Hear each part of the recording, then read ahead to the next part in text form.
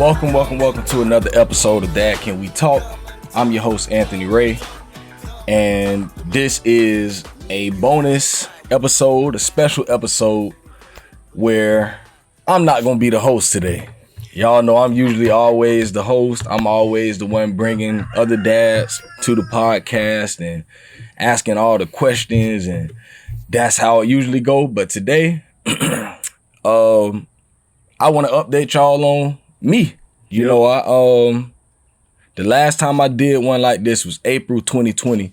If y'all remember, after my 10th episode, I had my first bonus episode where I sat down with my wife and she interviewed me.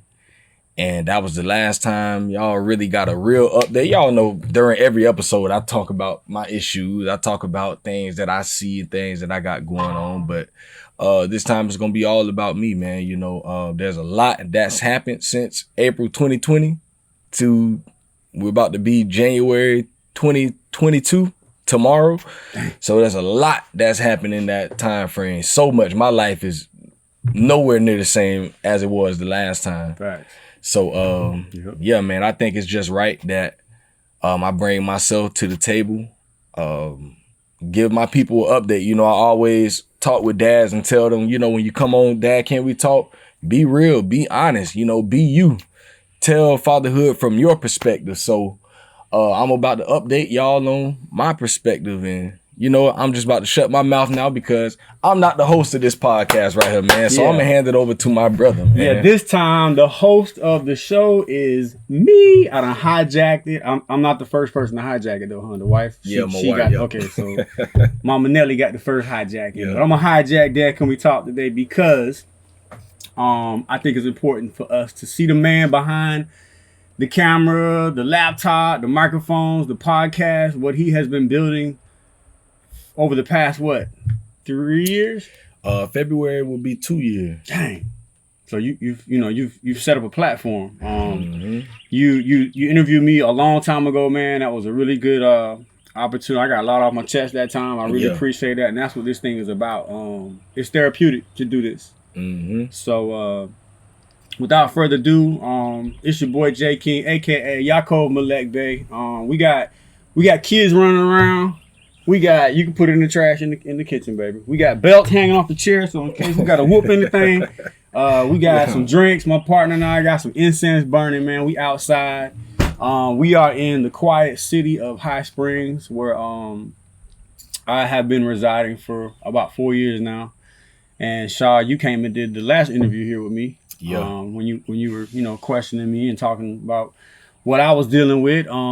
Got the animals and the land and the dog sleeping, and the wife just pulled up. So this is a real organic, natural setting, nothing staged. I know what I want to talk about, but I didn't script anything because I wanted to be a free flow. You know what I mean? And so one of the first things I want to touch on with my partner, with Shard, is the recent accomplishment that you just finished, and I wanted you to talk about that because it's the top of the iceberg. It's the part that people see. Not that you don't let people see what's beneath the surface, but I think it's a great thing to talk about what you just accomplished. So could you go into that a little bit as far as your academic achievements and what you've done in the last few years? Yes, sir. So as most of y'all know, I started school. Got back in college in July 2019, and I started a media communications program at Full Sail University. So I just got my bachelor degree about 2 weeks ago, man. So it's like you say, man, that's literally just the top of that iceberg, man. You know, because when I started that program back in 2019, as most people that really know me, I've been wanting to get back in school for about 10 years now. When I graduated high school in 2007, I went right to Santa Fe College. My stepdad was working at Santa Fe, so I was going to school for free, literally like all I was paying was lab fees, like because you were dependent. Because I was dependent, so I wasn't paying for classes, nothing, man. You were attending the main campus. Main campus. All right. How many hours you were taking? Huh? Man, I was full time, and I was there from 2007 to 2011, 4 years, and I got 12 credits, bro. I got you. So a lot of us can relate to that. I can relate to that. Yeah. So you can only imagine, it's funny when I was headed out here just now, I was talking with one of my boys that I used to hang out with back in the days, man. And we were just, reminiscing, man, just saying how everything is so different today, and if we had social media like we have right now, back then, we would have, all of us would be exposed, because there was a lot that we were doing just, so 4 years. You really didn't accomplish much. At all. No kids back then. Kids. No wife back then. No wife. All right. So I met my wife in 2009. All right. So 2 years after you started, you met her, and you did another 2 years of college. Yeah. Bad. But didn't really finalize anything. Nothing. So from 2007 to 2011 was school. School. And after 2010, 2011, what was going on in 2010, 2011? That at some point, can you make the connection where it repelled you into doing school again, giving it another shot? So 2010 was, I always call 2010 my question year. 2010 is when I began to question everything. Me too, bro. I started looking at life Facts. differently. Like, man, why I be smoking weed every day? Facts. Why am I always thinking about all this crap?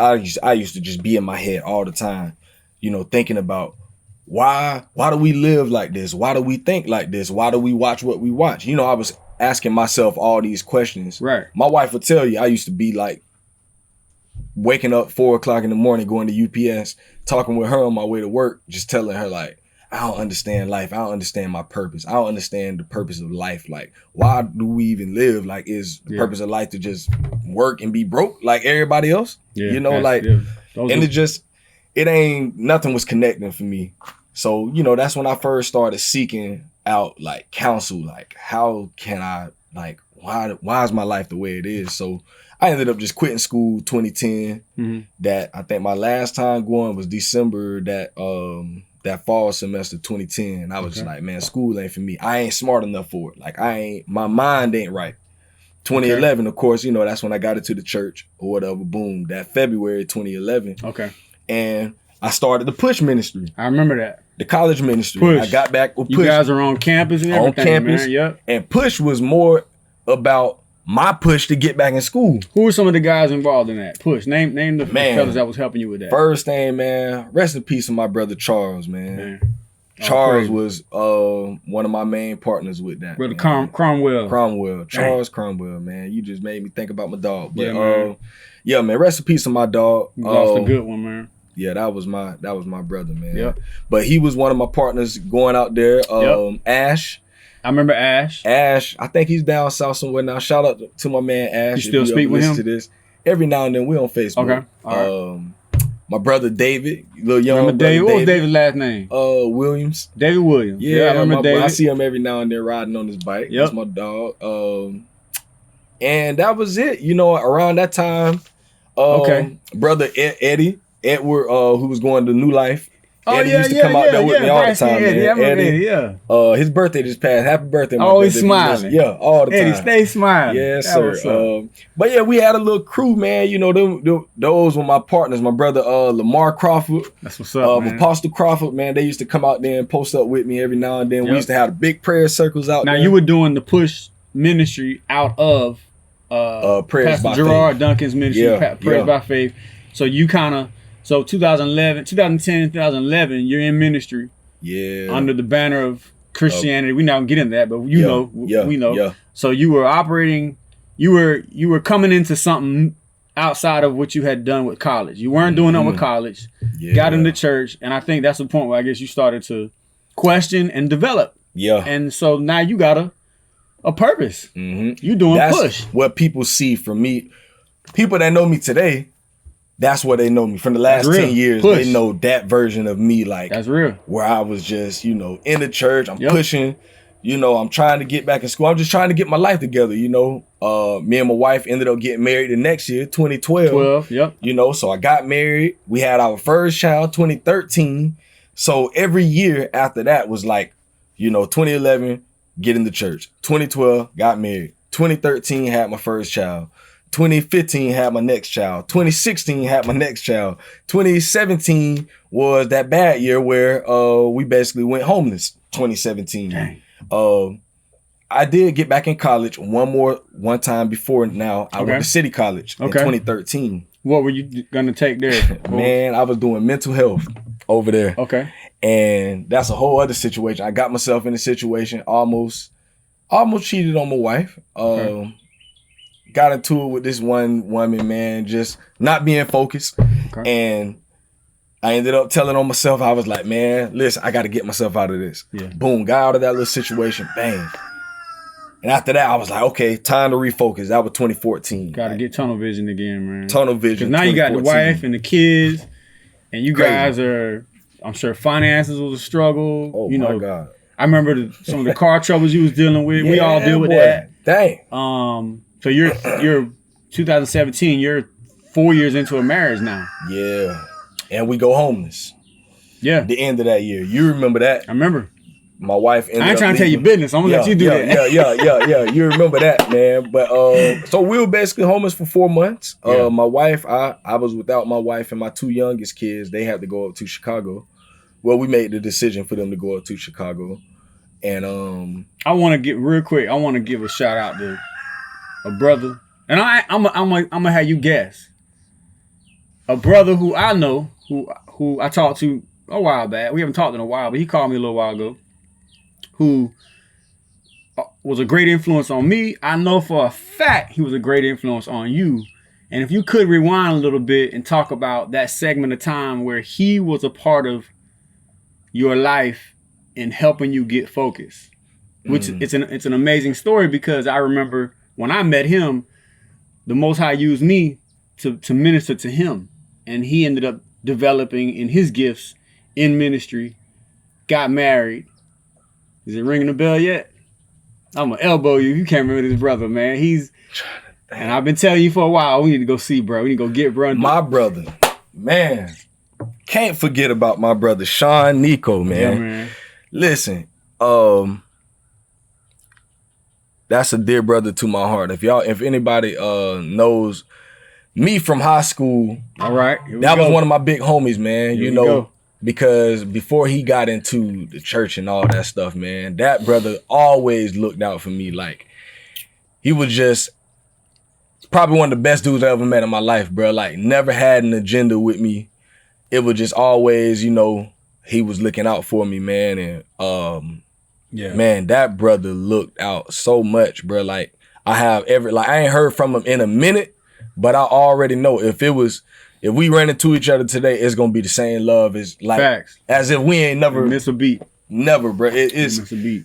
Man, Sean Nico, boy, I love you, bro. If you listen to this, I love you. I love your wife, Mary. Man, y'all have helped us out and so many times, man. That brother. So when when I met him, him and I were working together. We were doing mid-care waiver stuff. We were working with mentally impaired adults and teens, and I met him at an assignment, and we immediately clicked because he liked Pac and I like Pac. We immediately used to be on Pac hard. When he mentioned, okay, so not to tangent off of what this is really about, but Sean is a key part of your life. He's a major part of my life. Because there was a time where when I was witnessing and ministering to him, and he was coming into an awakening himself. And I watched him get back on his feet. Not that he was doing terrible. I'm just saying he's a giver. He's a giver. I fell on my face after him and I got acquainted.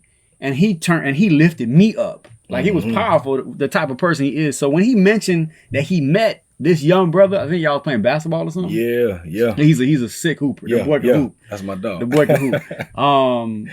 And he mentioned your name. He would talk about you all the time, about how he wanted to just be there for you, and you're a sharp kid, and he was just talking about I could hear him talking his gift out. You know what I mean? So when I finally met you, from what I recall, you weren't the person who you were when he met you, because he rubbed off on you in regards to being that mentor, being that brother. And I know what you mean by he was a huge help, because the entire time him and I were acquainted, Sean gave and gave and gave and gave. He give you the shirt off his back. He give you the living room in his apartment.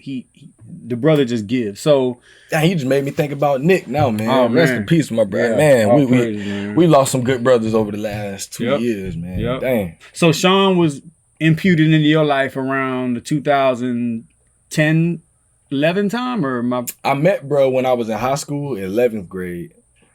Okay. And we kind of lost contact. Okay. I started, my little wilding stage. And he just popped up out of nowhere. He called me one day and was like, man, I heard you doing this, doing that. And I was like, nah, boy, I don't know.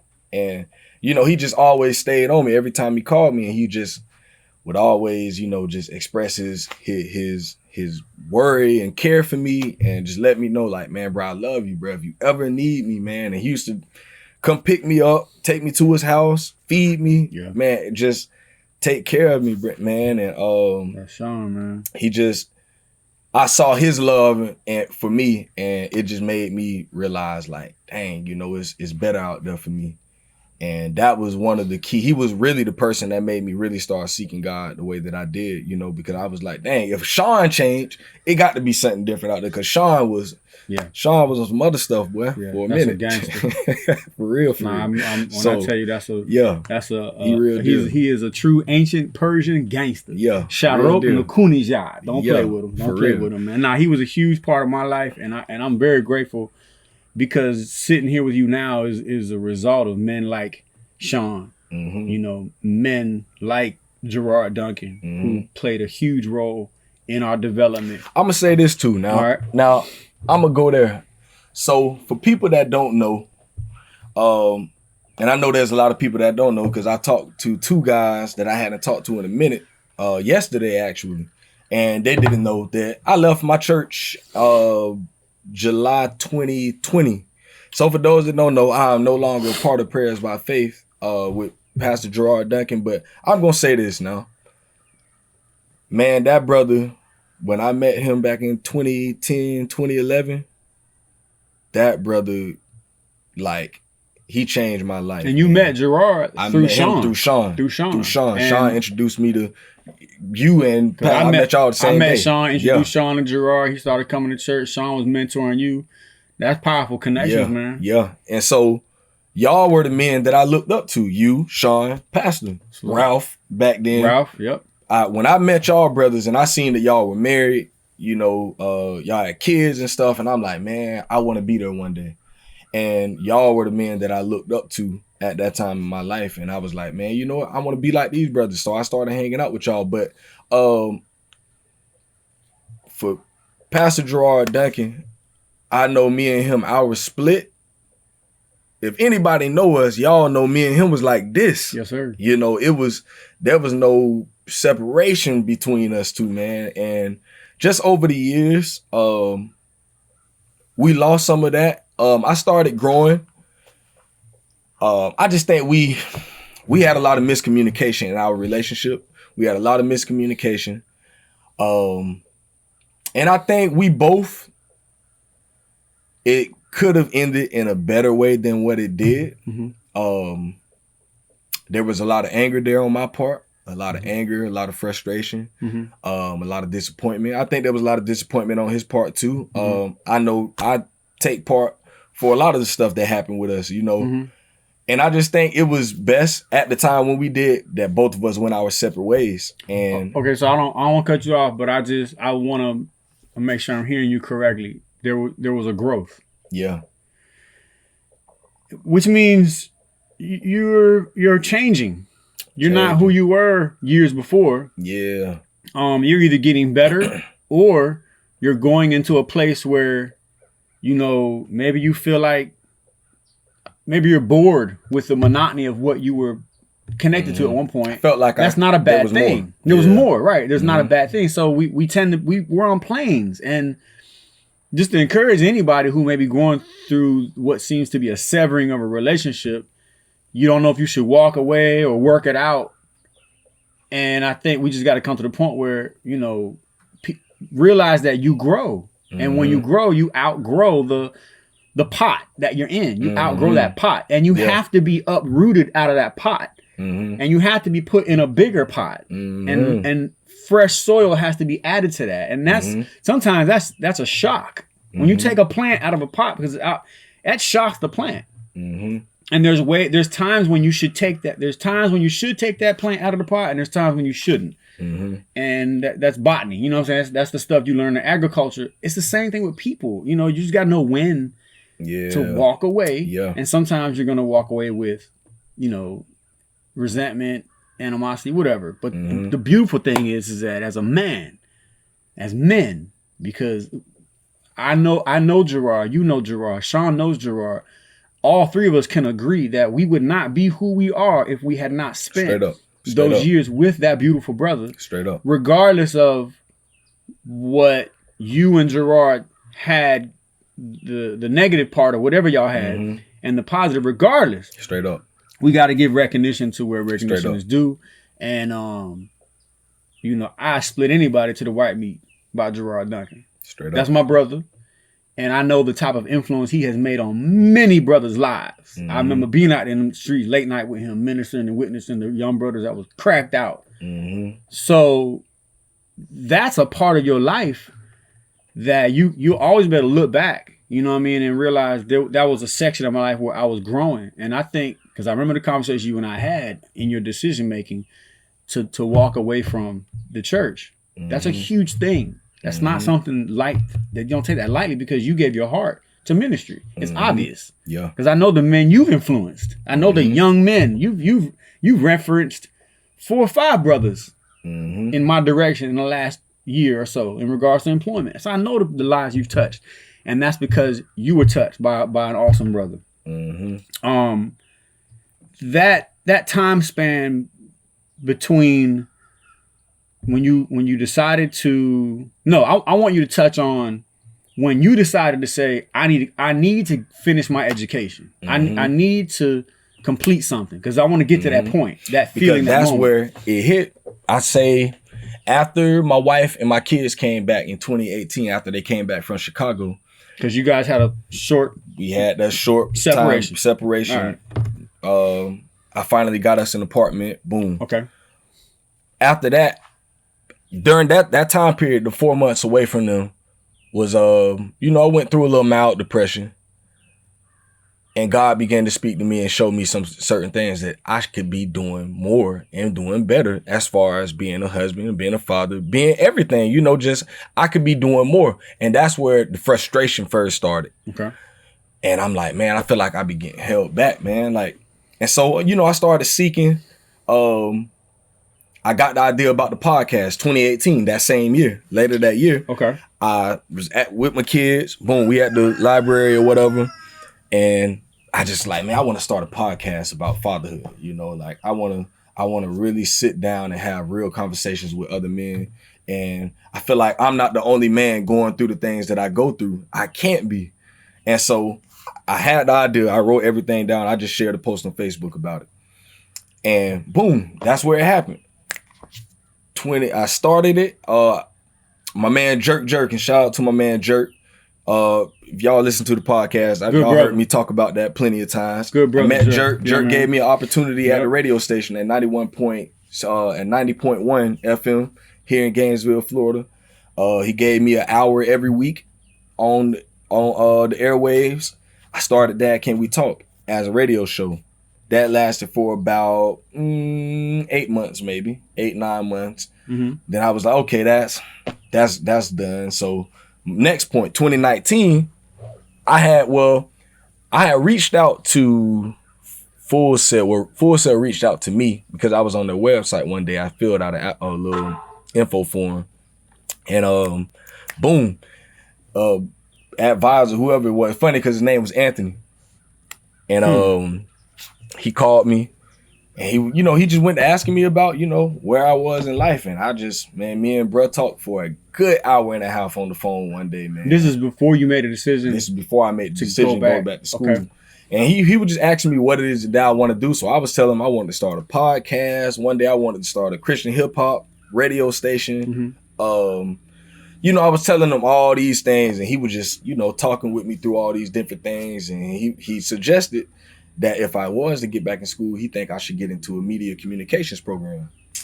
And I was like, I don't know if I got the time for this and that. And, so he was like, all right, cool. Just think about it. Yeah. That was end of 2018. Okay. 2019, went through some stuff, stopped going to the radio station. And I just received the email out of nowhere one day from Full Sail, like, hey, we got some classes coming up, just wanted to communicate that to you. Boom. So I started looking at the email, and I was like, damn, the classes started in like a month and a half. Boom. So that's when I made the decision. I thought about it. I'm like, man, I just got to do something better for me. Like, I don't never do anything for me. Like, I need to create a better future. And I want to get out of the industry that I'm in, warehousing. I'm tired of warehousing. So I'm like, man, in order for me to get out of this, I need to create something for me, man. Boom. 2019, July 2019, that's when I began my education. So that catches us up to where we are now, the last 2 years. Mm-hmm. That's where I've been. And from there, my life has been crazy. So, okay, so you made a decision to go to Full Sail. Mm-hmm. Online program. An online program. You never did any in-person classes at a campus or nothing. Where's their school? Winter Park. Okay, so right outside of Orlando. All right. So how'd you pay for school? I got loans, and I had some. They gave me some Pell Grants, so I had Pell Grants and loans. So you did the school. Pell Grant, financial aid. That's the same thing. So you went out, you sat down, you applied for financial aid, you contacted the school, did the application for the school. Sent them all my stuff. I had to go get my high school transcripts, contact city do some college. footwork. Oh, I had to do some footwork. I had to go in. Now you got 3 kids. 3 kids. 3 children, a wife. And you and the wife bought a home. So that's late. I'm jumping the gun. Okay, yeah, so you guys in an apartment at this time. In an apartment. Okay, so back in 2007, 2011, no kids, no wife, in college. Mm-hmm. Just stopped going to school. Stop going to school. Fast forward almost 8, 9 years later, 3 kids, wife, in college, paying bills, feeding mouths, working. You always got the kids with you. They stay in your pocket. Amazing how you have all this responsibility and now you want to go back to school? When you didn't do it, when you didn't have no chance. Yeah. So what I'm getting at is purpose. Yeah. I'm sure the children and I'm sure the wife is a huge part of why you do what you do. Mm-hmm. And without me putting words in your mouth, what is it about not having the children, not having no marriage when you were younger in college with all the free time, all the study time, all the downtime, no major responsibilities, you didn't do it. Now you get married with kids and how do you do that? How do you do that with 3, go to college with a house full of people paying light bill, rent, car note, you know what I'm saying? Yeah. Medicine, school, picking the kids up from school, dropping them off, diapers. Like, how do you do that? Man, listen. Definitely the motivation behind it was my kids and my wife. Because you're not making no money off of this. I ain't making no money off of it. You're not making no money off of going to school. You're not making no money off of starting this podcast. Mm-hmm. You've done a lot of interviews, a lot of hours you've put into this. So it ain't about the money. Mm-hmm. It's not about a financial return in what you're doing. This is truly from the heart of a man who just really wants to be able to sit down with other fathers and allow us to pour out our hearts, because that's necessary. We have to do this therapy. It's so How funny. do you do that with all that? Funny when I started school, at the time when I started school, I had put the podcast on back burner. You know, I had stopped going to the radio station, and I had almost lost faith that it wasn't on. God maybe didn't speak that to me. Okay. That's where I was when I got back in school. Like, maybe God didn't say do the podcast, because I was like, the radio station thing didn't really work for me. Now, what was that? What were you doing at the radio station? It was like a radio show, and where? What radio station? 90.1 FM. Okay.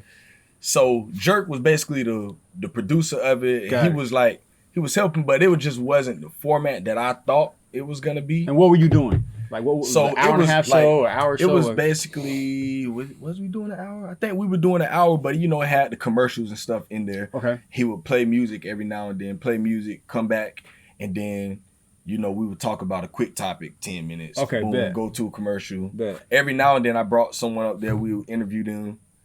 But it just wasn't what I had envisioned. You were in school at that time? I wasn't in school at that time. Okay. And so when that ended, I just think it wasn't really working for the radio station. It wasn't working for me. You were getting paid to do that? No, it was just free. Everything was for the free. And gotcha.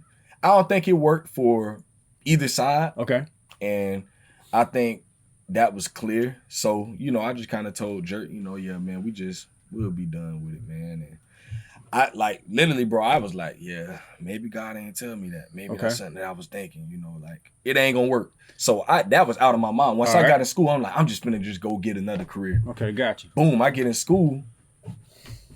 The first couple of months were kind of hard, you know, adjusting to, now I got assignments and I have deadlines, but I still got my kids. And, you know, at this time, this is 2019, so I had a 6-year-old, so my kids were 6.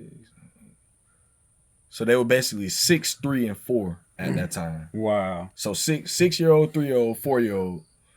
And man, we still were going through it financially. Yeah. My wife she was doing better on her job. You know, she had just started her job in 2018, so she kind of moved up. That helped us a little bit. So we were still trying to work everything out financially. We knew we wanted a home, but that just what we was like, man, we just working toward it, working on our credit. So we were doing that, working on our credit. Wow. Trying to continue, you know, staying steady on our jobs. The kids are growing. They're in school. I think Azri had just got to first grade. She was first grade. Uriah and Nana, they were both daycare. Man. So we paying daycare at the time, all this, bro. Like, and it was just so real, dog. Like, but the first couple of classes, I got A's. All A's, you know, first 3 months. I'm like, okay, amazing. Boom, I done aced the first 3 classes. All right, I'm doing all right.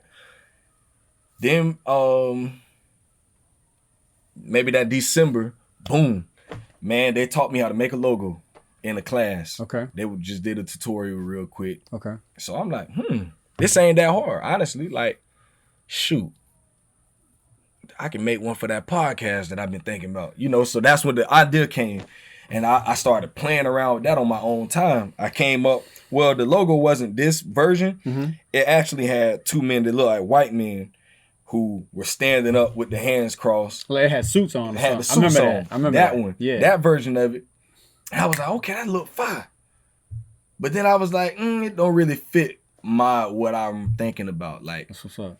I'm speaking more to black dads, to black men. That was my mind. That's where I'm thinking at. Like, I want this to be more about us. I want my people to be able to feel this, like, you know, and see themselves with this, respect. You know. So when I came with the colors, you know, everything was according to us, like the black, the yellow, the red, the green. Mm-hmm.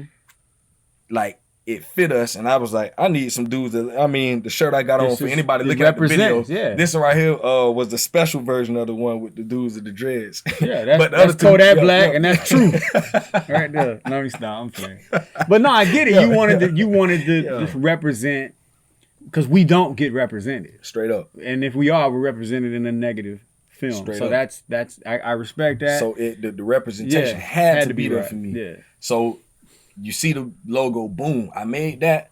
I was talking with one of my mentors, my man Adolf. He was a guest on my first episode of That Can We Talk. Yeah. That's my dog. Okay. Listen to me. That's my cousin's husband. And man, one of the realest dudes I ever met, man. Like, and I remember being at his house talking with him. I just stopped by there to holler at him, and he was like, "Man, you always talking about that podcast, but you ain't started the thing yet." Right. And it just hit me when he said that. Like, you know what, bro? You right. Yeah. Like, I am always talking about it, and I say, man, you know what's up? Be my first guest. Like, he said, man, give me a time in the day. I was like, all right, boom. I did what I needed to do to set the podcast up. So at this time, still in school, still acing all my classes. So in order for you to do this first interview with Adolf and actually launch the podcast, you obviously were already in tune with the equipment you needed. That was when I got the idea in 2018. Okay. I wrote down everything in my phone, what I needed in a memo. And it's still in my phone to this day. I wrote down everything I needed. Y'all hear that? That's powerful. And you wrote down what you needed. Everything I needed. I ain't have nothing at that time. But you wrote down what you needed. I wrote down what I needed. So what happened? Well, the school sent me this computer. They sent me my MacBook and they sent me an iPad. So I'm like, I got an iPad. I can use that as a camera. I got the computer and the programs that the school put on the computer. I can record now. I went and bought a mic. I had one mic when I first started. Bought this mic. And I was like, boom, that's all I really need. And I start right there with my one mic, my computer, and my iPad. And I started the whole podcast with that. Just with the idea that I had from my phone. Right. Boom. And we started Dad Can We Talk that February 2020. So Adolf, what's his last name? Adolf Means. So y'all did the first podcast. What was it about? How were you able to use? Because I remember you said you was doing some work at the radio station, and that didn't fall through. Did you pick up anything as far as skill set in the radio station? I did. That kind of helped you. I watched how Jerk interviewed people. Okay. I watched how his composure, and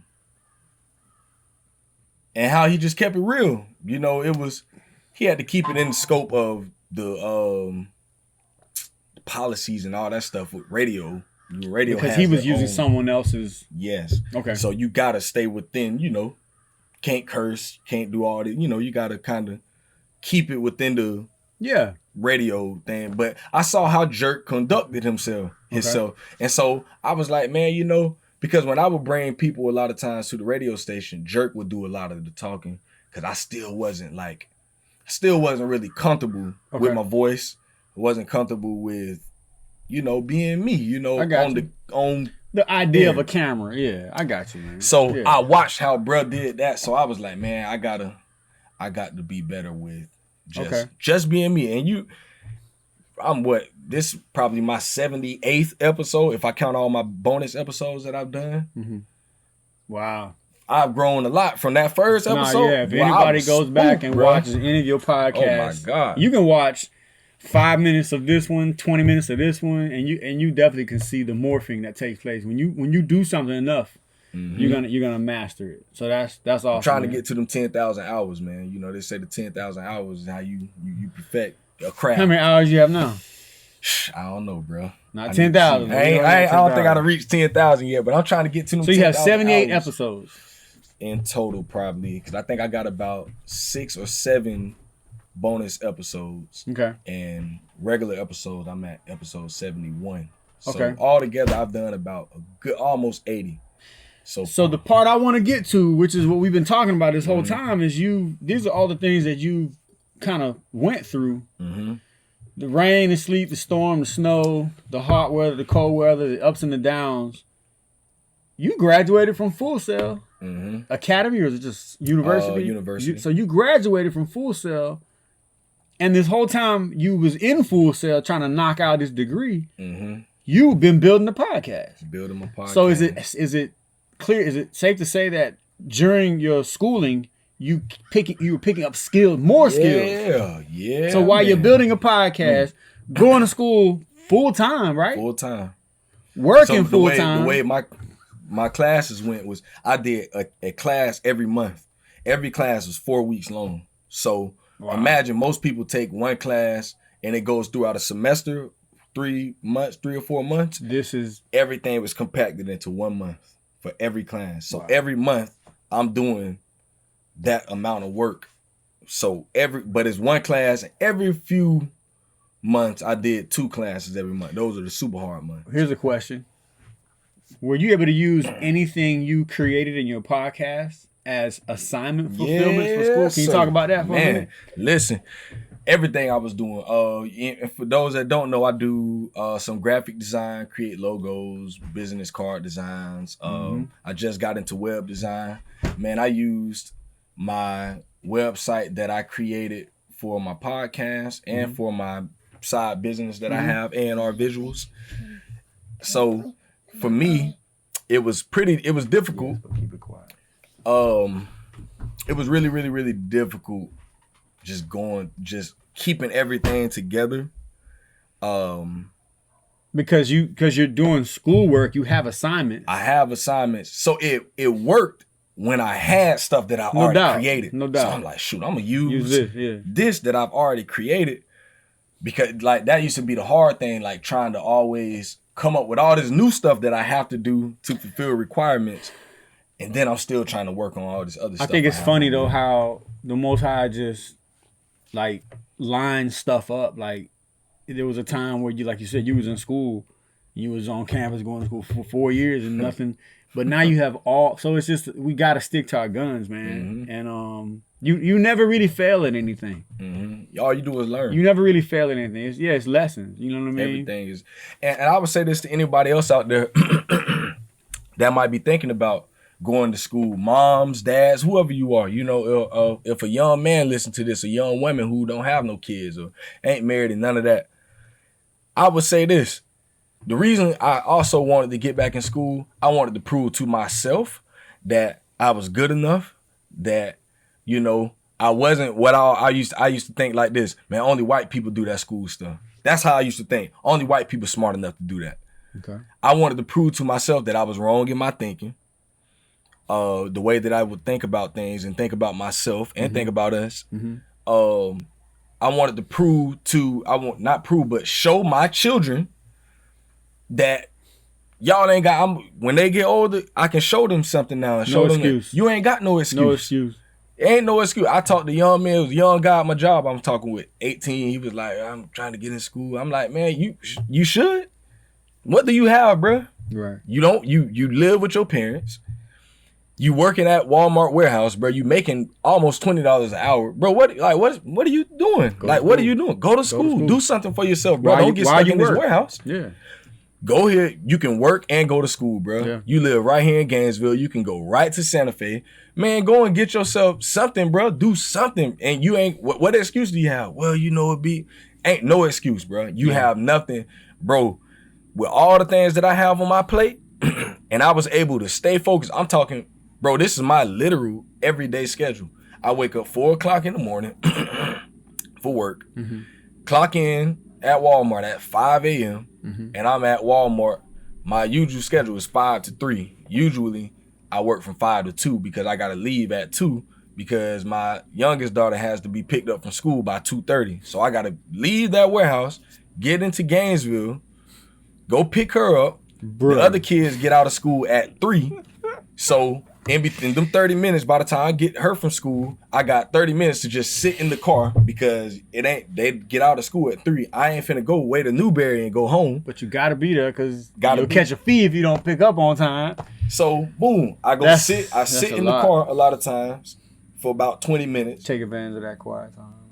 Talk with my baby or whatever. Get on the phone, making sure I, setting up guests for the podcast or looking into schoolwork, trying to research.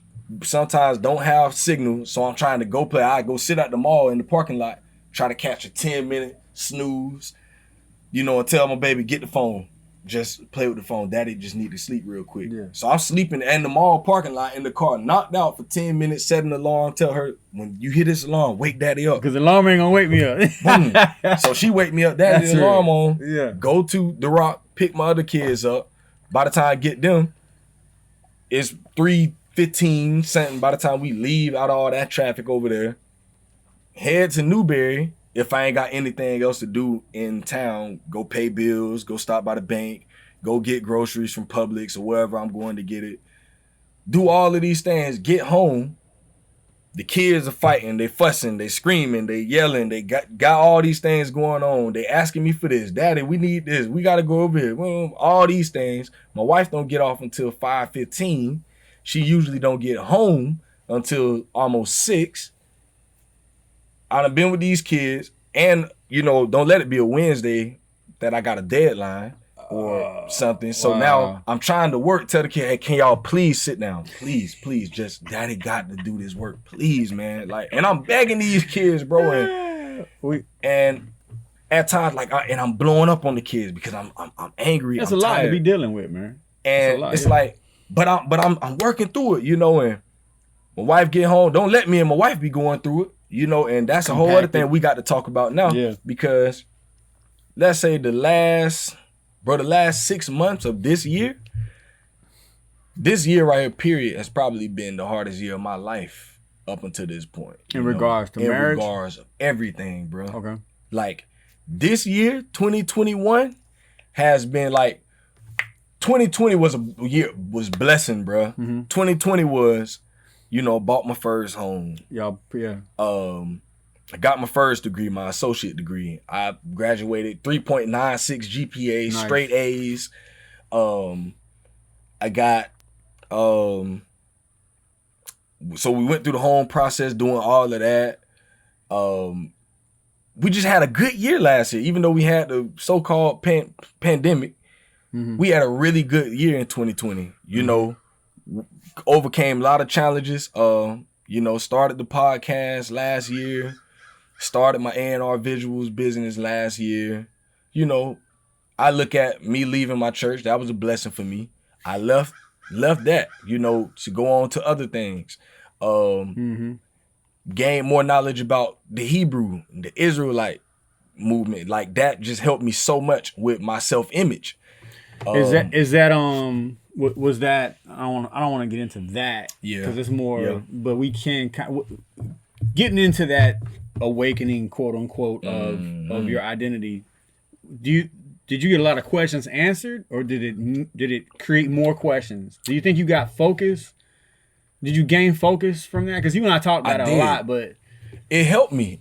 I would say, man, it helped me a lot, bro. It helped me a lot to realize that a lot of things that I've been doing over the years, I was just doing it. As far as church and ministry and all that stuff. And I was like, I ain't got to be feeling like I have to do this. Because I don't. Literally don't. No, you don't. I ain't got to be doing what everybody else want me to do. And it helped me to realize that I don't have to be what the church say I have to be. Because I was a so-called pastor and got ordained and all that stuff. I don't have to be what other people think I'm supposed to be as a Christian. I don't have to be these things. And it's I got back focused on who God created me to be, who the Most High gave, what's the purpose that you gave me in this earth? And once I got focused on that and I was able to remove distractions out of my life, I fell out with a few friends, guys that was my dog. I fell out with some people, bro. But I think that was a blessing, because it just moved these people. That's that growth that we go through. Yeah. Get out of my, and it just felt so good, coming out of 2020. Like I say, 2020 was a good year, bro. That's what's up, man. 2021 came, man, bro. Listen, it's been, I've dealt with anger a lot this year, because now it's okay, everything that happened last year, okay, we got the home now, all these things, and now it's trying to settle in on this new life. It's the first year where I ain't been in church like that. So there's there was a transition for me. Okay. So I'm trying to deal with that part of my life, the spiritual part of my life. That whole thing right there that's been hard. Did you feel like you needed to be in church? You felt like there was parts of the year where maybe I need to go, or did you feel relieved? I felt that you didn't have to be. But then it was a lot of questions on am I doing the right thing? I had friends questioning me. Why you ain't coming to church? That type of stuff. Question. Like, you know, just dealing with the outside pressures of now. I've been out of that thing for a minute now. And now just reconciling with this is where I am. Like, not having that. You know, when you're in church, it's like this. You get this routine schedule. Mm-hmm. I'm finally out of the routine schedule now. But now it's like, I don't have the routine schedule, but I've been in this for 10 years. So now it's like I'm going into a whole different life now. Like I have a whole different, my life is not the same as it's been for, bro. Right. I was in that stuff since 2011. Yeah. So when you come out of something that you've been in for so long, that's like you've been married to someone for 10 years and then y'all get divorced. Especially when you consider the type of ministry that we were connected to. Your whole heart is in there. Your whole life everything, is in there. Bro. That was you're my right. life. It's a schedule. It's Sunday morning, you know, from 8 a.m. to like 4 in the afternoon. Mm-hmm. Tuesday night, Wednesday night, Thursday night. It's like so you were doing men's ministry over there. You were doing outreach over there. You were doing push-up. So you kind of, I guess you kind of end up having more time. Mm-hmm. And then when you're a part of the church, especially like what we had, you had the accountability thing where you just around these people all the time because y'all just always. So now I've removed myself from that. I got other brothers that I'm fellowshipping with now. Mm-hmm. Still got some of the brothers from the past place. Mm-hmm. But now I'm going through all of these things now. And at times, I would say that I almost isolated myself, especially the back end of this year. Since maybe June, July, I started going through marriage. The classes started getting, I started my bachelor program right after I started, I graduated. So the bachelor program was even harder now. Yeah. So now I got that pressure on me. Like these classes are harder. Like I ain't get straight A's this time. Yeah. But you're coming to the end. But I'm coming to the end. Still got all A's and B's. I'm staying that focused. I failed one class, and so now I was gonna ask you that. I was gonna say this. This year has been so hard because I started being in my head this year. What do you mean? So when I say I'm in my head, bro, it's like sometimes I don't know how to turn off my thinking, bro. I don't know how to turn off my brain. And that's a bad thing? I can't rest, bro, sometimes. Okay. Because I'm questioning myself. I'm questioning myself at all times. I'm questioning everything. Like, and are you good enough, bro? I'm battling mentally, bro. Like, this is the first time I really just dealt with mental, like, it's like, bro, the last 2 months, this is where I've been at, bro. Like, on the outside, I got all these good things happening. But at times, I still feel like I'm a failure. Mm-hmm. My mind telling me, man, you ain't doing nothing with that podcast, bro. Don't nobody pay attention to it. Even though I might know that that's not true, but I'm thinking about like, dang, am I really? Like, do it really matter? Like, are you really gonna be able to do something with that degree after you done? And every day I'm dealing with this stuff. Do your wife love you, bro? Are you really being a good husband? Are you really being? But what do you think causes a man to have? Because I can relate. We doubt ourselves. We question ourselves. Doubt. I think that's just we're thinkers. Mm-hmm. I think, therefore I am. We're here. We're alive. So we have these. But why do you think you have those kind of doubt, negative thoughts? Is it because of what you're seeing around you, or do you think that plays?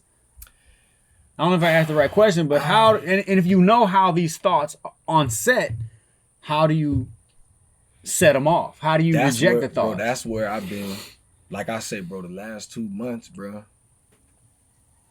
Bro, I wouldn't say I went through deep depression.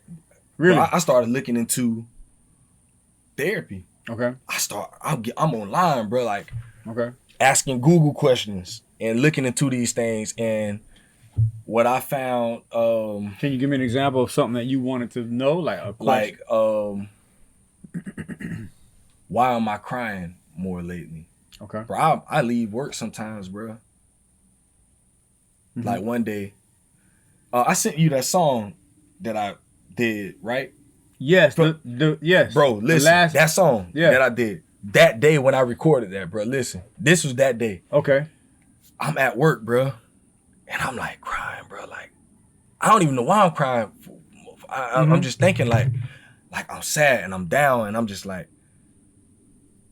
damn, bro. Like life don't like. I ain't doing nothing, bro. Like, and I don't even know where the thoughts coming from, and I'm just like, you know, I feel like I've been a failure as a dad. At times, you know, I go back to 2017, bro. Like, bro, your wife still, you know, at one time my wife told me, you know, she still deals with what she went through during that period. Gotcha. And I feel like that was me. I got you. You know, and I take myself back there. Yeah. Knowing that I should cast that thought down, but then I entertained the thought. Okay. And I entertained it for a whole day. Okay. You know, thinking, you know, sometimes I get so mad and upset with my kids and I'm yelling at them and I'm calling them saying, you stupid. Like, I got you. You know, saying like these things and, you know, Yeah. and thank God, you know, my oldest daughter, she'll tell me like, Daddy, you shouldn't say stuff like that to people. Awesome. Like, that's awesome. And then it's you know what, she right? But then I'm so mad and I'm just like, all this stuff going through my mind, like, bro, I feel like I've lost myself. Like I say in the song, thoughts running through my mind, feeling like I've been here. I'm tired, feeling like I'm running steps have been healed. Like that, the thoughts running through my mind all day, and I'm tired, bro. I'm tired physically. Yeah, your virtue. Yeah, man. And now mentally, I'm tired because these thoughts running. I'm trying to stop the thoughts, and then I have 10 minutes where I'm like, man, I'm tripping, bro. You come on, bro. You know who you is, and then boom, it come back again. And it's like, I'm tired of fighting the thoughts. I'm tired of, you know, I'm thinking about school and I'm coming up to the end of school and I'm just like, man, I just wish I could just like, bro, like times I wanted to quit, bro. I'm just no doubt. Bro, like I can't do this. Like I can't continue on. Like then I'm going through it with my wife, and when I'm going through it with my wife, now there's no peace in my home. So now I'm coming home. I ain't got the peace in my home because I want to talk with my wife. I want to, you know, be like, man, baby, I'm going through it. But my pride is like, man, you can't let that woman see you like that, bro. You can't tell that woman that you weak right now, bro. That's a thought that we have. I'm having them thoughts. I agree. Then I'm like, I want to call Jay. I want to call Tavares. I want to call Jap. Man, them brothers don't want to hear what you got going on, man. Them brothers got their own stuff going on. They ain't trying. All these thoughts. And it hit me one day, like, so that day, when I wrote the song, I got home. I got off work early one day, and I just went home. I was like, I'm going to just take a nap. Bro, I couldn't even sleep. Interesting. So I'm like, man, I just went to writing, bro. That's real. I went to writing. Because the whole song is a reflection on the year and what you were carrying. Bro, I'm writing. And it's helping me because I'm talking to, if you listen to the second verse in the song, that was a verse that I did on a song from a push song that I wrote back in 2014 that I never recorded. I recorded it with Jason Hunter. You know Jason Hunter, but we never put it out. But it spoke to me. I remembered the verse. And it began to speak to me, bro. Wow. Because in that time I was going through it back in 2014 and it came back to my remembrance. The verse again, that I something wrote, you wrote down. Bro, something I wrote down and it came back and it ministered to me, That's bro. powerful. But I'm going through it. Yeah. Bro, boom. I won't go and pick up my baby. I pick up my first baby. I pick up Eliana, me and her in the car. I'm trying to hold tears back, bro. I'm just like, I don't want my babies to see me in this condition, bro. Like I wish I could just take my kids somewhere and just where they're sacred, bro. I'm feeling like at times, bro, almost be feeling like hurting myself, bro. And like times I'm falling asleep, bro, driving. I'm so tired, bro. Like one day, bro, I hit the curb going into the rock. Hit the curb so hard, you know, people looking. I'm like, bro, I'm tripping, bro. Like I'm just, I was out of it, bro. So that day, man, when I picked them kids up, man, I ain't called Whitey. My boy T Whitey, where I record the podcast at usually. Whitey Rose. Yeah, man. Shout out to my man. Man, listen, I want to give a shout out to my boy right now. My boy T Whitey. Yeah, man. Salute. Man, that brother look out for me. Like a lot of people see the Anthony, you know, or Shaw, if you know me by Shaw, y'all see the upbeat me a lot of times. But I share so many intimate moments with my brother Whitey, man, you know, at that studio where he's just been a person where if I need to talk, that brother is giving me an ear. And we both likewise with each other. And he's just been a person that I can go to. And that day, I was like, I'm going to just pop up on him. I gotta say that the day him and I ran into each other, we were right there by his studio. He took me in and looked around, and I was like, "You got to get in touch with Shard, bro." I'm forgive me if I'm wrong on my timeline.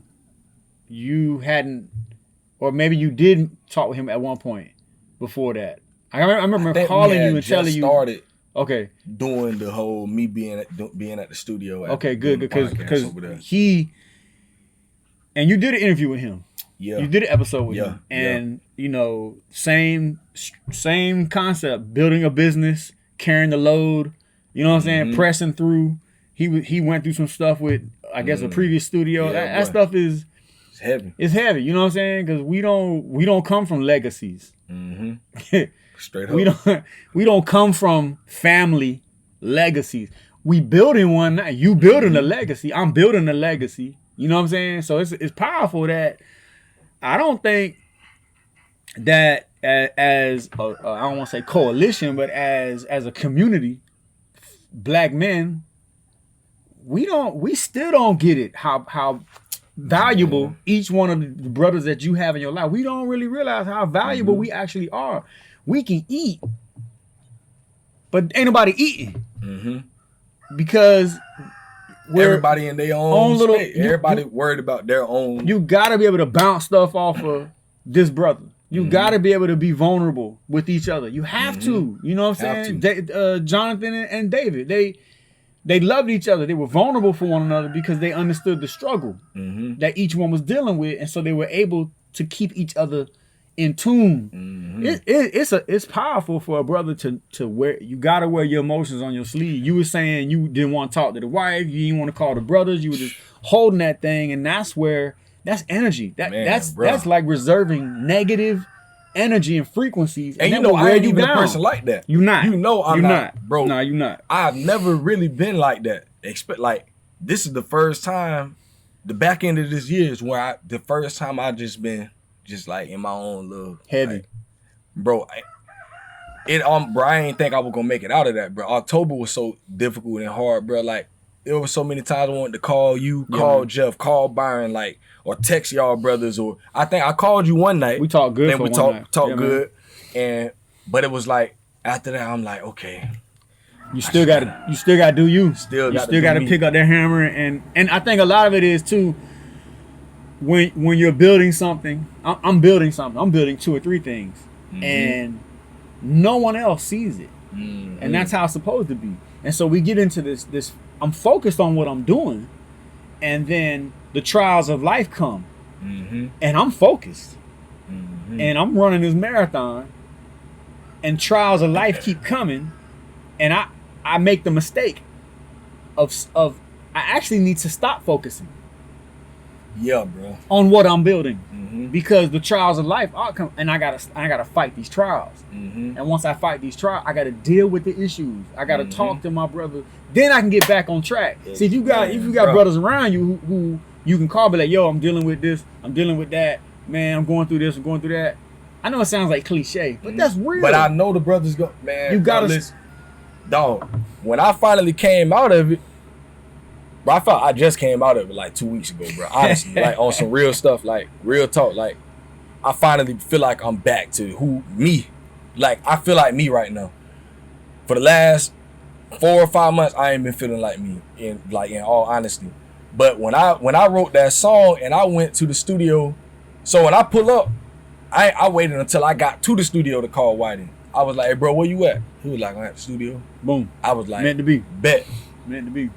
I'm coming up. He was like, what you mean? I was like, I'm at the studio. He was like, you need something? I was like, no, I'm good. I go upstairs. When bro opened the door, me being who I am spiritually, bro, I could see something on him. My brother was going through it, bro. He ain't even have to say nothing, bro. Spiritually, I can see it like, damn, my brother. Because y'all spending time together. But he trying to keep a cool, he trying to keep his space. He building too. He building, so we sit down here like, what's up with you, bro? I was like, Man, bro, listen, I got something I got to get off my chest, dog. I was like, I got the song. Just play the beat real quick. He played the beat. I was like, I want to let you hear what I got. Boom. Did the verse for him. He was like, bro, go in the booth. I go in the booth, and what you hear on that song is pure emotion, bro. Now, have you?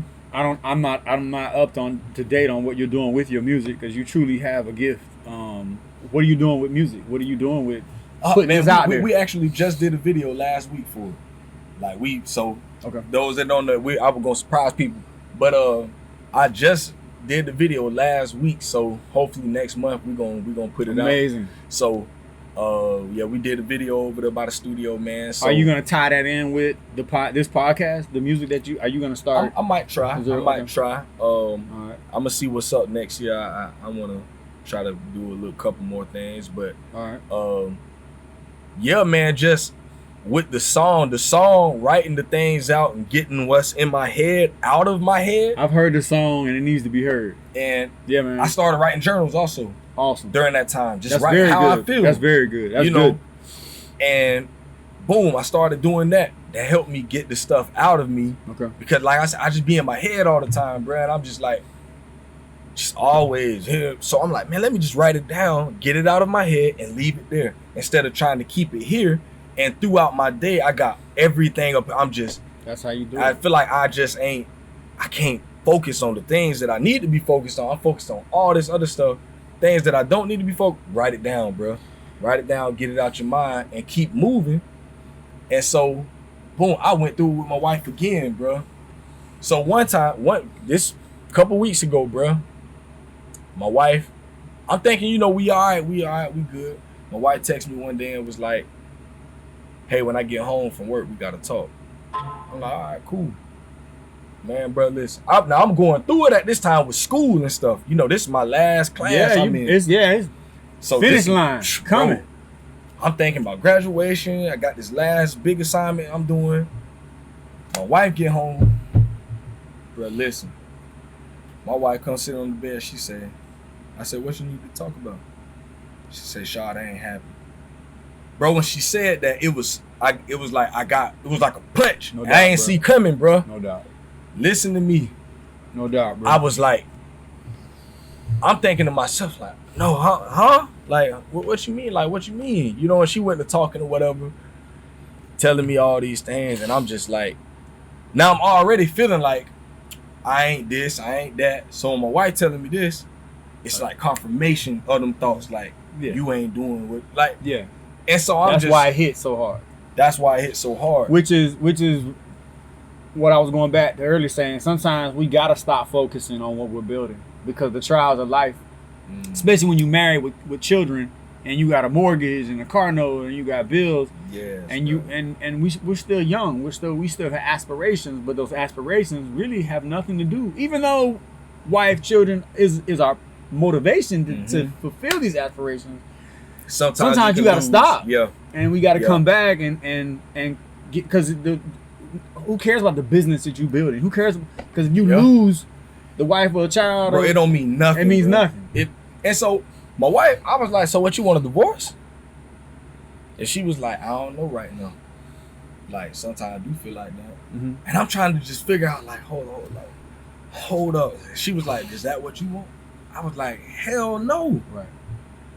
No, bro. Yeah. Like, I made vows to you. Mm-hmm. Like, I don't care how much we be going through it. Like, I know I made vows to you. I made vows to God. Like, no, I don't care how much we going through it. Like, I want to fulfill my word. Like, that's all I have right now. Like, I want, like, so, she started saying all this stuff, this and that. We kind of talking through it, but I'm just like, damn, bro, like, can't win. Like, I just, and I'm just like, man, I'm supposed to be in a celebratory place right now. I'm finna get my bachelor degree out of all what we've been through, and I'm just like, what's it all for, man? So I ended up calling my brother Robert. Okay. Now my brother Robert Frazier, is one of them brothers that you did a podcast with him too. Did a podcast with him. Bro, listen. I remember watching that. Me and Rod knew each other since second grade. So we know each other like he know me. That's what's up. And he seen my whole trend. He know, like he really know. Man, when anytime I call that brother, now me and Rod, he's my oldest daughter. Him and his wife is her godparents. Okay. So that's like, they're my people, bro. So I was going, bro, now let me tell you how much I was going through it after all that stuff. Bro, I ain't never called, me and my dad, we talk all the time. I've been meaning to ask you about that. Bro, listen. This is the first time I ever called my daddy and like, was like, Pops, I need you. Mm-hmm. Bro, I ain't never in my life called my daddy. Now, me and him, like I said, we talk all the time. Yeah, I know y'all cool. Now, he called me with his problems, like, son, I need you to pray for me, this and that, bro. I said, I'm finna go call my daddy, bro. I went outside, got me one of my little pre-rolls. Mm-hmm. You know, my little CBD, man. Mm-hmm. I was stressed out, cuz. Yeah. Boy, I said, I got to call my pops. It was 12, about almost 1 o'clock in the morning. Now, I done been up all day, bro. And been to work, got to still be to work at 4 o'clock. Pick the kids up. All that. Boy, it's almost 1 o'clock. I said, I'm finna call my daddy. I'm sitting outside on my porch, man. He answered the phone. What's up, son? I said, Pops, I need you. Mm-hmm. I need to talk, Pops. He was like, what's going on?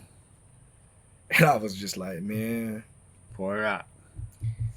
I was like, Pops, I know I pray for you all the time, but mm-hmm. Pops, I need you to pray for me, man. Mm-hmm. I was like, I'm going through it in my marriage. And man, that talk I had with my Pops, man, it was just, bro. You know, he's never saw me like this, bro. Most people they don't see me. Everybody, like, always look at it. I'm the strong friend, bro. It be like that. I'm the one that people come to, bro. I don't go to people with my stuff. Most of the time, you know, my close friends. But so for my Pops, he like, what the hell she mean? Like, you know, he going off, bro. So Pops, he going off. What the fuck she mean? You a good ass nigga. Yeah. He going in, bro. Yeah, yeah. I'm like, Pops, it ain't like that, bro. You know, but he don't know. And I know not to listen to his advice. Like, and it's funny. It's funny. But I'm like, he like, what the fuck she mean? You know, she don't this and that. I'm like, Pops. Cause he see how hard you putting in. That's work. all he see. Yeah. But I'm like, Pops, I do feel it on some stuff. Like, I do understand. I don't understand shit, nigga. Yeah. You a good nigga. Yeah. This now I'm like, Pops, just listen to me. You know, he going off, bro. Yeah. And I'm like, I do feel a little on some stuff, bro. Like, I could do better, bro. Like, I know what you see from me, Pops. You see the outside, bro. I could be better. Like, yeah. You know, there's a lot of stuff that I can do better in. Pops really wasn't trying to hear that. Yeah. He like, you know, but he was like, all right, you know, we talked and he was like, man, I thought you and your wife good. I said, we are good. I ain't saying we ain't good. You know, like, you got to understand what I'm saying, but I ain't saying we ain't good. We just going through it, something that's happening right now. We go through, I go through it like you go through it. Yeah. How you be calling me going through it, bro, I go through it too. I just don't talk with you about it. Right. But I'm like, I'm coming to you because I want to hear it from you, bro. I want to hear it from my Pops. I need you, Pops. Like, that's ancient, bro. I look up to you, bro. Yeah, that's powerful. And man, just to hear my Pops just be like, man, I love you. I love you, nigga. Like, yeah. And it was funny just to have that interaction with him. So from that day on, I could tell that joke he was going. Mm-hmm. Bro, that next day, that joke called me like 4 times. You all right? Yeah. You good? Yeah. You need it? I'm like, yeah, I'm all right, Pops. And, you know, after I talked with my boy Robert, he was like, man, he knew, like, bro, it's real. He was like, I'm going to set up a Zoom call. They live out in Tampa. Okay. He was like, talk with your wife, see if she's willing to talk with me and my wife. And we'll sit down and we talk. And man, we got on that Zoom call, and him and his wife, we talked over it, bro. We talked through it. Good. And they helped us get a plan. You know, it wasn't things that's not able to be fixed. Right. It was just, you know, I felt I did lose for. I've been so focused on this podcast because there's so much compacted in what you carrying, man. That's, and we, you know, the husband needs attention, the wife needs attention from the husband needs attention from the wife, and when that's offset, you know, there's a lack, and that's powerful that you guys are able to sit down as a group, the four of y'all, and discuss that and get that out. And for the brothers out there who are married, or brothers out there who have children and they're with the mother of their children, and you know you're going through these ups and downs, man. It's key to be able to get it off your chest and talk about it. Got to. You got to. So I want you to describe, bruh, the feeling of this accomplishment, because I think it's so encouraging for brothers to hear that you went back to school and you graduated from college. Not only did you graduate from a university, you graduated from Full Sail University. That is a platform. There are a lot of people in the U.S. Who came out of Full Sail who went on to do media production, podcast, YouTube, and doing well for themselves, designing websites. Like, so what was that for you? Because your wife was there with you, your children were there. I think you said your mom came. Just all the years, all the stuff we talked about in the last hour. I'm sure that was a unique moment. So just kind of break that down. Man. Graduating with your bachelor's. That thing right there, bro. So I graduated that Friday. That Wednesday, I had to turn in my last assignment. Okay. That Wednesday, bro. Now, this is why I say I'm in a better place today.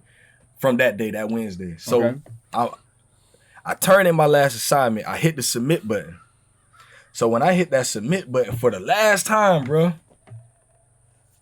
it ain't hit me in that moment. Like, okay, I was like, damn, bro, like that's the last time I'm gonna ever hit submit.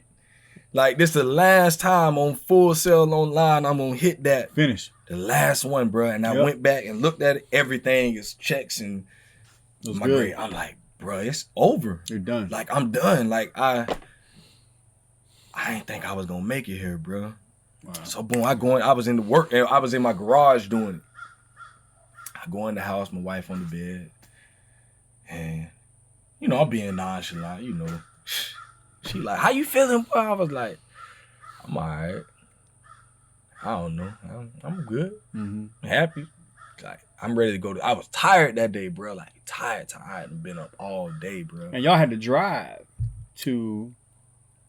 Well, this was that Wednesday before the graduation and all that. So you know, boom, my wife was like, "All right, I'm finna get in the shower." She go get in the shower. I don't know why, bro. Like, I started feeling this overwhelming feeling, bro. Like, man, bro, you been tripping a lot lately. These last few months, dog. But you made it. And I just started telling God, sorry, bro. And for some reason, this William McDowell song came to my mind called When You Walk in the Room. Oh, I thought you weren't in Christianity no more. No, it's like, bro, listen to me, bro. No, I know the song. I know it's dog. Yeah.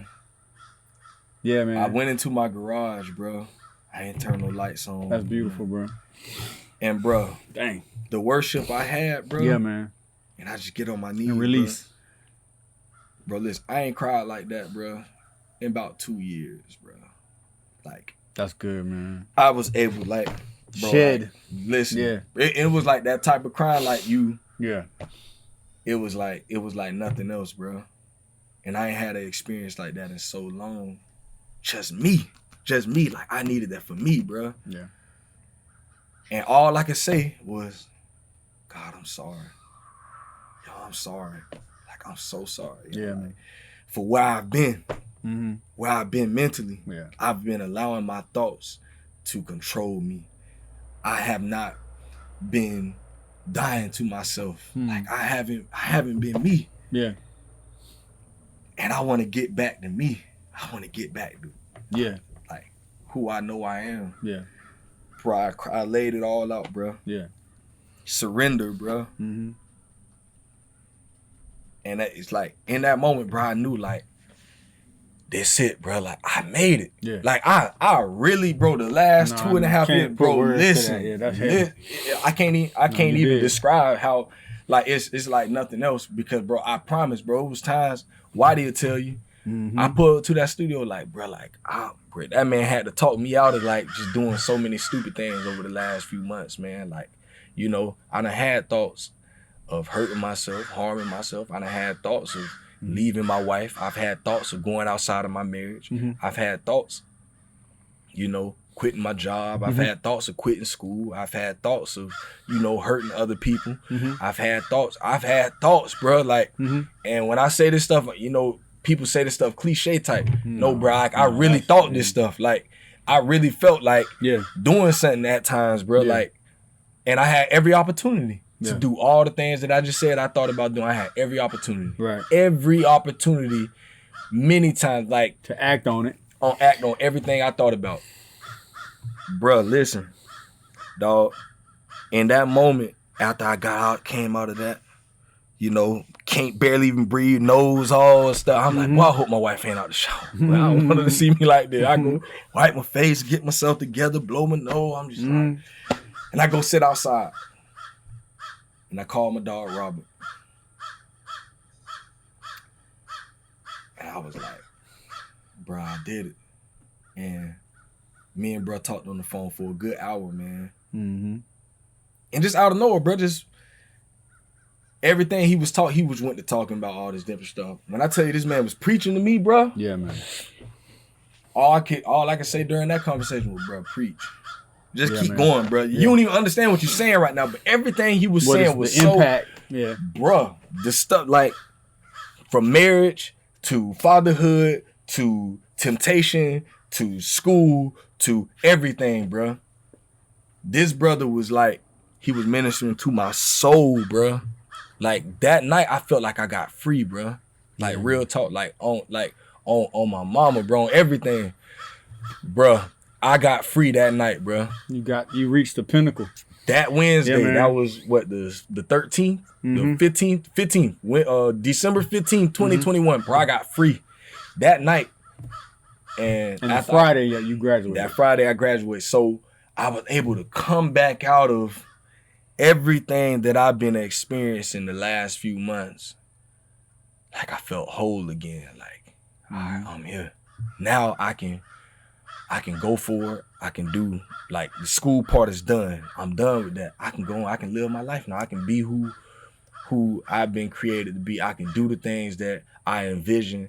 I can do all of these things. Like, I got that part behind me. That was the hard part. Yeah. Now I can go for it. I just got to be focused now.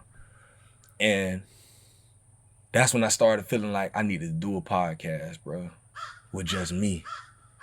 Just so happened you text me. You text me on the way to the graduate. We was on the way to Orlando. Yeah, cause it hit me like, my man. That was that Thursday. Yeah, my man finna graduate, and I know, and we never talked. I don't think we ever talked about it. We ain't never talk about it, bro. We ain't never talk about it. It was a thought I had that week, that 2 weeks before then, but it really was like, I was like, man, I need to do this. Bro, that Thursday, that's crazy. You hit me the 16th. Yep. That next day, Thursday, we were headed, after my wife got off work, we were headed to Orlando. Right. So where I was with the idea was, Shar about to graduate. I know what he been through all these years. And I was thinking, man, I wish I could go, because I couldn't go. I wanna go. Oh, okay. So I wanted to be there with you. But I was like, man, shoot. I need to hijack the podcast and interview my dog, because we need to hear about this, man. Nobody knows we know, but it needs to be laid out, and I want it to be able to be a podcast where anyone who hears this, who's dealing with the marriage and the children and all of the responsibility, and they're still pursuing a goal and endeavor, you can do it. You can finish if you keep focus on what you're doing. But from time to time, you got to pull back. And you got to deal with the affairs of life. Got to. And accordingly, and you need to be able to reach out to brothers and bounce stuff off of them. And I want to do something real quick. I don't know if you've ever done this on your podcast before, but I want to, and I might run out of names, but I'm gonna say a name. And when I say that name, you say the next name that you think about. And I'm talking about brothers that we know who you might have more names than me because you've done so many interviews. But I'm gonna just say the names that come to mind that I know have been an influence on my life. They've been an influence on your life. And that's that connection. And I pray that in the future from here on out, at some point we could begin to restore those connections with brothers that we may not associate with as much as we did in the past, but these brothers need to know that they are a part of who we are. You know what I mean? And so, and your marriage ain't over. You still, you're still gonna deal with stuff in your marriage. I'm dealing with stuff in my marriage. So it's important that we do think about restoring these connections with men, because the more men you have access to, that's an army. A general don't go to war with 5 men. He go to war with thousands of men. and we at war. And I'm talking in the spiritual and the physical. We at war. We losing brothers. We losing marriages. We losing, and our when a marriage breaks down, the children are scattered. Hence, what the whole Torah is talking about is every time Israel cheated on the Most High, rulership came in and broke down the nation, and the children were scattered. Every time. So, Gerard Duncan, I thank you. It's a father figure to me, man. Really helped me through some of the most trying times in my life. That brother really, he helped me, man. I know bro might not ever hear this, but I thank that brother, man. That's what's up. For being there for me, for dealing with me. I know I was very difficult to deal with over the years, but that brother continued to deal with me. And my sentiments, exactly. I agree with you. And that brother stood up in the paint for me many times, dog. All right, you give me a name. Shout out, Nico. Sean, a giver. Sean is a giver, man. He'll give you the shirt off his back. And I've been able to actually cry for real, shed tears on that brother's shoulder, man. That's real. Yep. Jeff Thomas. Soldier, man. It's funny when years ago, back when I first got into the church, I remember we went at it about the Christian hip hop. He still has that on you showed me. Record. Yeah, he still has that. Man, I used to hate that joker though. I was like, what does man think he know everything? Yeah, he do. But man, I've definitely grown to glad I was able to like really get to know him. Yes. And just know that some people have the personality. He's a bull, man. Facts. And he ain't gonna back down. He gonna go hard. He's a real soldier, man. I love that brother. He's honest and sincere. Yeah. And that's a powerful brother, man. Father of 4. Yep. 1, 2, 3. Father of 4. They just purchased a beautiful home with some land. Okay. And beautiful wife, strong family. I honor Jeff. With a high regard. He's one of those brothers that the dynamics of his family, he fathered a child that is not his biological child, and you would never know. You would never know by the way his oldest child, his son, looks at him and talk. You would never know that's not. But that's just a sentiment to who Jeff is. He's a father, you know what I mean? And I salute any brother out there that could father a child that's not his and raise that child as though it's his own. And I would never. Oh man, that's a powerful thing. I don't have that experience. Of course, a lot of relationships are like that. And so yeah, Jeff Thomas, man, salute in regards to just his character and the way he builds other brothers up. Robert Frazier. My nigga. For real. But that's my nigga, man. For real. Like, love that. Definitely a big part of your life, I can tell. Man, listen. Knowing that man since Metcalf Elementary, dog. 2nd grade. Like, for real. Like, man, me and bro, we been through, you know, when I was in 9th grade, they put me in honors classes going into high school. And I was like, what the heck? I ain't smart like that. And so they had me in the class. Me and him would have the same classes. And, man, I was acting up, man. And that brother used to be like, Shot, bro, you be tripping. Like, and one thing I always say about Rob, man, never hold his tongue, man. He'll just tell you straight up, bro, you acting stupid, bro. And he used to just be telling me, like, I used to be like, man, I can't do this work. He'd be like, no, bro, you just don't be focused, bro. You be playing around in class. And he used to be, and I ended up getting out of the classes. I remember, I feel like bro was real disappointed in me. And he let me know, dude, like, you tripping, bro. Yeah. And I feel like everybody in that class ended up going to college, going to UF, almost all of them. And they got master's degrees, all them in that class. And I was the one lone soldier just like, man, this junk stupid, bro. But yeah, man, Rob done saw me go through high school, middle school, elementary. He was there when I got married. All that stuff, man. You know, he saw me come into the church. He saw me go through this next transition I just been through. He just always been the same. Just, he gonna be real with me. He gonna be honest with me. He gonna love on me. You know, he'll do anything I need if I ask him. You know, that's a good brother, man. That's what's up. And I ain't got too many people like him. Yeah. That's a good dude, man. Shout out to his wife, Danya, too, man. Danya, I love my sis, man. She just the same. Gonna be real, honest. You know, them some good people right now. That's man. good. For real. All right, you give me a name. Charles Cromwell. Wow. Hard-headed joker, boy. That's my boy. That joker was hard-headed, man. But the thing about Charles was he had a heart that was on fire. And if you let him, you know, he'll talk you out of ministering to him because he really wants to minister to you regardless of what he dealing with. Charles was never down and out, you know what I mean, to the point where he was unapproachable, but Charles was always about, you know what, you need to know this, and this is what you need to do, and the Bible say this, and he was just a heart on fire, man. And I missed. It was an unexpected loss. Yeah. But I know Charles was dealing with some serious stuff in his life, man. He was dealing with some addictions. Mm-hmm. He had character flaws like we all do. Mm-hmm.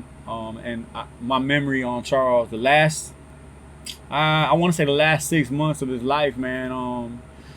I had the honor of having Charles come and work with me. I needed him to hold a spot on a security contract I had, man, and he was doing the overnights, and I wouldn't have been able to keep that contract if I didn't have somebody working those overnights. And Charles came and he worked those overnights, man, and he didn't show up on time all the time, but he showed up.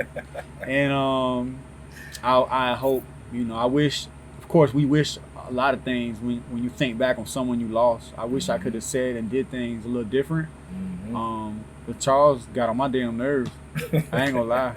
But for real, I love him dearly, and I know he'll get this podcast. I know to get to him. You know, and shout out to his dad, man. That's the worst thing to deal with, to lose your son. But beautiful family. He came from a beautiful family, man. Yeah, shout out to his moms too, man. Yeah, man. Good people, man. Good people, man. One thing that the last conversation I had with that joker, I was so mad with him. He called me. You know, word around town, you on that Hebrew stuff. No, I say, man, CJ, bro, we not talking about this no more, bro. So he called me not gonna call me with that, bro. Phone call. He called me three-way with Sean. I'm worried about you, man. I'm worried about you, man. I say, man, CJ, bro, don't call my phone no more, bro. For real, bro. And he was like, no, I ain't trying to be offensive. You know, I'm just checking on my brother. I say, bro, let's talk about something else then. How you been? Yeah. Cause he'll do that now. He'll minister to you when you supposed to be trying to minister. Yeah, little man, tricky I love that joker up, man. Byron Lewis, man. Big dog, man. Man, I remember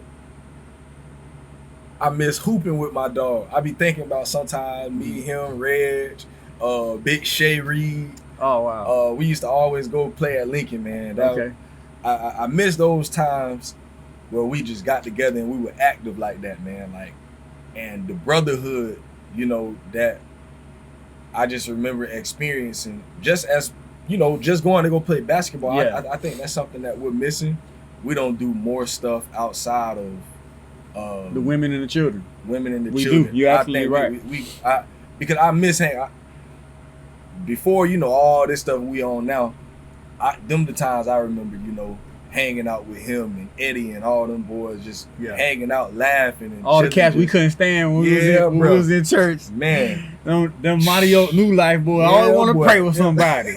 I always want to pray. And prophesy. Boy.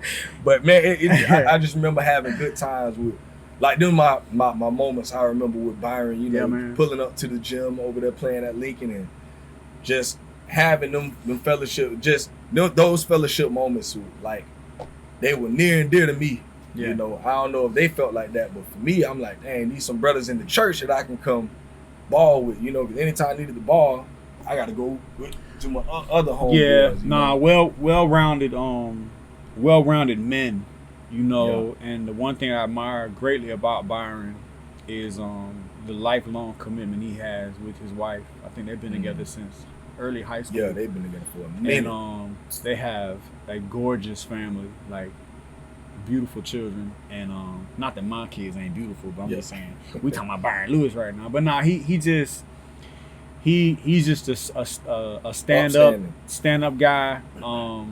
And like I said, when it comes to a husband, a father, a very intelligent, sharp, razor blade sharp brother, I think about Byron Lewis, and whenever I reflect on what I may be dealing with in my marriage and how to function, I reflect on brothers like Byron Lewis, Gerard Duncan. I reflect on brothers like that, man. You know, because they've been married longer than me, been through more stuff marriage wise than me, so it's only right. You know, I got many more names, but I just want to say I crave a time where we could do, you know, a room full of brothers, man, where, you know, there's maybe some food catering and some topics to discuss, and maybe we leave that room. And I ain't talking about no drop shots. Some of y'all out there some drop shots, man. You ain't really serious about building up men. And I am proud to say that the brothers that I can call on are brothers who will tell you like it is, blood raw. They won't kick the bobo with you when it's time to deal with the stuff you need to be dealing with, man. But I and the one name that I really gotta put out there is Anthony Rashad Ray. That brother right there. I'm proud of you, bro. I can't say enough about you. I've told you this before. I always told you this. You are light years ahead of where most brothers need to be. I mean that from the bottom of my heart. The level of commitment you put forth, man, to accomplish what you accomplished, graduating, and now you can really move forward and establish a legacy. So I'm gonna just go ahead and say this right here. You are able to now legitimately design someone's website for their business. You can create their logo for their business. You can do their business cards. You have equipment. You can do photography. If I'm not mistaken, you can do photos. You can really take someone who has a small, exciting idea about a small business, and you can actually make it reality for them because of what you've accomplished. And I want everyone here in this podcast to know that we need to put brothers like this to work. Because if you know the shot I know, then you know his beautiful wife and his beautiful children, and you know what he's accomplished over the years. Let's put business into this man's home. And let's support this brother by using him because of the skills that he has. And I know I wanted to use you for the security company that we have. I know I have the track and field program that I want to run across Danny Grant, get you to talk with him. And if you out there and you're hearing this, you really need to support this brother. I want you to take time out of your day, your schedule, your budget, and send this brother something to continue to help him build what he's building, because he's gonna be able to touch a lot of brothers and sisters with their businesses. So I want to ask you, Shad, how can someone give you a donation, give you an offering to where you can keep rolling? Because all I see right now is you getting off that job and doing this full time with the podcast, with helping people with their businesses, doing websites. How can someone support you financially? If you need me business wise, you can contact me on Facebook at Anthony Rishad Ray. You can send me an inbox. Everything comes straight to my phone. I'm usually always talking with people, so I get that stuff straight up. We can talk that way. You can email me at dadcanwetalk@gmail.com. You can contact me that way. You can call me 352-672-4685. Phone number always on. You can hit me on Cash App if you just want to support and donate. My Cash App name is $Shad Ray, SHODRAY. You can support me that way. All support is definitely appreciated, man. Everything helps. I am trying to raise a family, so whatever I got to do, I'm trying to do that. Like my brother said, I got my little side business that I do with the websites and the logos. So y'all hit me up, man. I'm always willing to work. If it's something that I don't have the capabilities of doing, I'll be honest with you and tell you that ain't something that I could do. I know my limits. I know my capabilities. But if it is something that we can do, we can get it in. We're going to get it in, And what number podcast is this that we're doing now? So I think this is, if I count all bonus episodes, I think this is like the 78th or 79th. Okay. All right. All together. But before we done, man, I just want to give one more shout out, man, to my wife, man. My wife, Chanel Ray. Man, I've been with this woman since she was 18 years old. I was 20.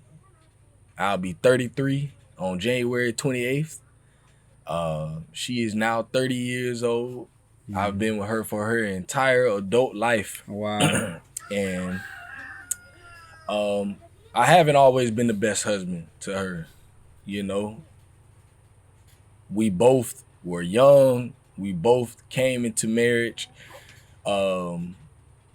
not really knowing a lot about ourselves.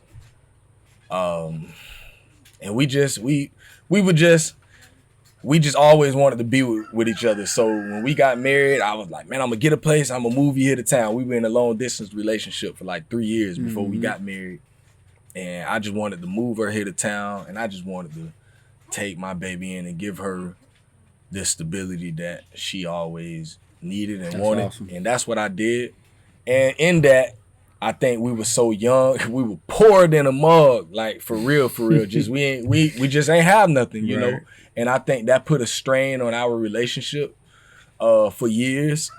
But we're in a much different place now, and we're still growing. I'm still growing as a man, learning how to treat her and love her. I ain't never knew how to treat a woman. I didn't learn that from other men in my life growing up. So I'm now learning how to love a woman and, treat a woman and I want my wife to feel like, she's a queen, and I don't want to just say that, but I want to make her feel like that through my actions. That's what's up, and bro. I don't do that all the time. And, that's something that I'm constantly working on, because she deserves that. Like, this woman has been there for me through so many, we've been through so much, man, and I've done a lot. I just want to make my wife proud. Like, that's my thing. I just want to be the man that she dreams about. Like, I want to be that man that, that when she think of a man, she think of me. I want to be that for her. Like, I want to be that, And like I say, I want to love her, like, and treat her like she deserves. And I don't do that all the time, but I'm willing. That's where I'm at right now, just trying to give her everything that she deserves, from me, and just trying to be there.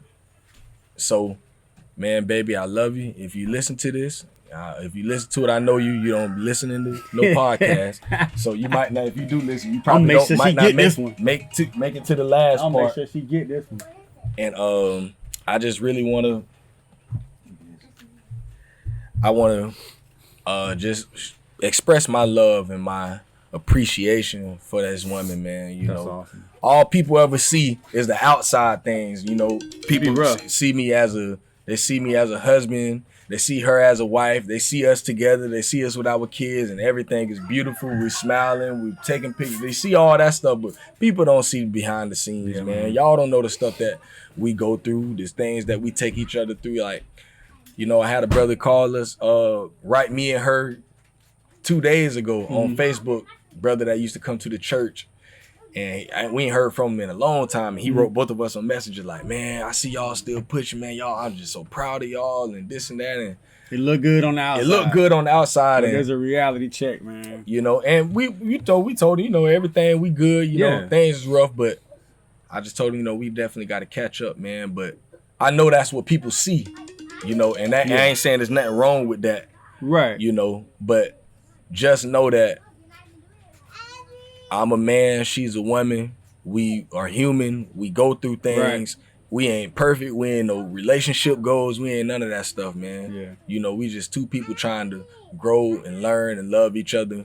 And that's where we are, you know. So when y'all see us, if you know us, pray for us, man. You know, because we keep the strong face on.